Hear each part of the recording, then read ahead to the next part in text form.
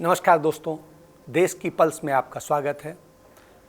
आज हम आपसे जो चर्चा कर रहे हैं वो कर रहे हैं राफेल की। राफेल हिंदुस्तान में आ रहा है, आज रात तक लेट नाइट पहुंच जाएगा, जिससे बुधवार की सुबह राफेल हमारी धरती पर होगा। राफेल का हम बड़े लंबे समय से इंतज़ार कर रहे थे। 5 राफेल आ रहे हैं।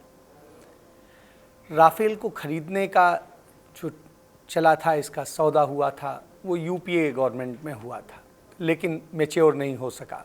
उसके बाद में अब जब मोदी सरकार आई और उसने इसको लेकर के खरीद के लिए जब सौदा करना शुरू किया तो तमाम सारे विवाद पैदा हुए।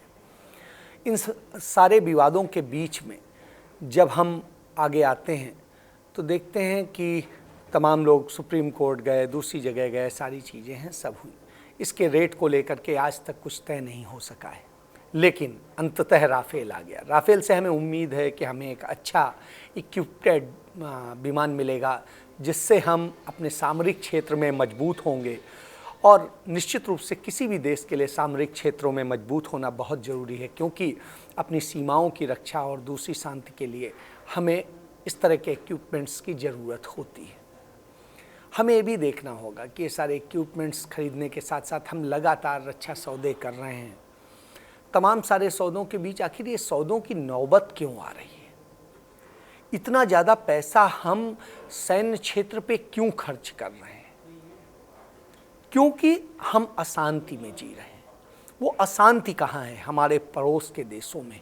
इसका मतलब है हमारी कूटनीति इतनी सफल नहीं है कि जिसके कारण हम वहाँ पर शांति बगैर सैन्य उसके आधार पर कर सकें। हमें सैन्य सहारा लेना पड़ रहा है। हम अपने आप को असुरक्षित महसूस कर रहे हैं। क्यों नहीं हम बेहतर कूटनीति बना सके, इसके लिए काम कर सके।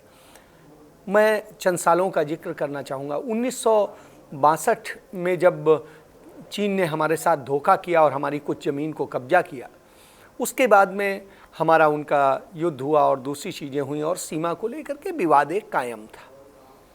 लेकिन उन्होंने जो तिब्बत की ज़मीन कब्जाई, लेकिन भारतीय ज़मीन बहुत ज़्यादा वो नहीं काबिज कर सके थे। अब पिछले 4 साल के दौरान उन्होंने भारतीय ज़मीन पर कब्जा करना शुरू कर दिया।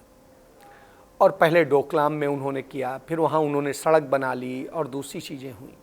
इसके बाद में हिंदुस्तान के दूसरे हिस्सों में उन्होंने धीरे धीरे घुसपैठ करना शुरू कर दिया। चीन की सीमा सबसे ज़्यादा हमारे देश से टच करती है। पाकिस्तान का तो बहुत छोटा सा पार्ट है। तो चीन की जो इतनी बड़ी सीमा है, और हम बहुत हद तक चीन पे तमाम कारणों से आश्रित भी हैं।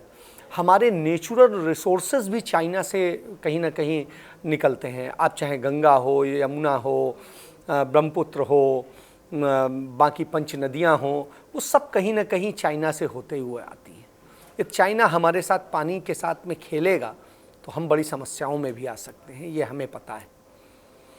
तो उस स्थिति में हमारे देश के लिए क्या ज़रूरत था, इसको हमें सोचने की ज़रूरत थी। उस पर नरेंद्र मोदी सरकार आई, उसने काम किया, एक बेहतरीन तरीके से एक रिलेशनशिप डेवलप करने की दिशा में बढ़े थे। फिर पता नहीं क्या हुआ अचानक, और सरकार एकदम से चेंज हो गई, और उसका नतीजा ये हुआ आज हमारे सारे पड़ोसी देश, इवन नेपाल जैसा देश भी हमें आंख दिखा रहा है। हमारी ज़मीनें सुरक्षित नहीं हैं। आज के टेलीग्राफ अखबार ने लिखा है कि क्या प्रधानमंत्री झूठ बोल रहे हैं? तो प्रधानमंत्री झूठ बोल रहे हैं या नहीं बोल रहे हैं, यह विषय नहीं है। विषय इस बात का है कि चीन ने हमारी ज़मीनों पे कब्जा कर लिया है बीते कुछ दिनों के दौरान, कुछ महीनों के दौरान, और कब्जा करने के बाद में अब वो वहाँ से हटने को भी तैयार नहीं है। हम अपनी सीमाओं से भी और पीछे आ गए हैं, लेकिन वो हमारी सीमा में घुसता आ रहा है, अपनी सड़क भी बनाता जा रहा है, दूसरी चीज़ें भी करता जा रहा है, और हम सिर्फ असलहे खरीद करके खुश हो रहे हैं। तो वो असलहे कोई हमें मुफ्त में कोई कंट्री नहीं दे रहा है, चाहे अमेरिका हमें हेलीकॉप्टर दे रहा हो या दूसरे दे रहे हो, ये सब खरीदे जा रहे हैं और कीमतों के साथ खरीदे जा रहे हैं, महंगी कीमत पर खरीदे जा रहे हैं।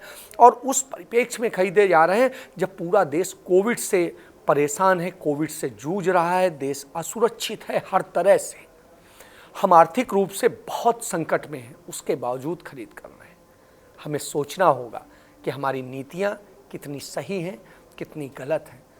हमें हथियारों से नहीं बल्कि प्यार से पूरी दुनिया में काबिज होना है। धन्यवाद।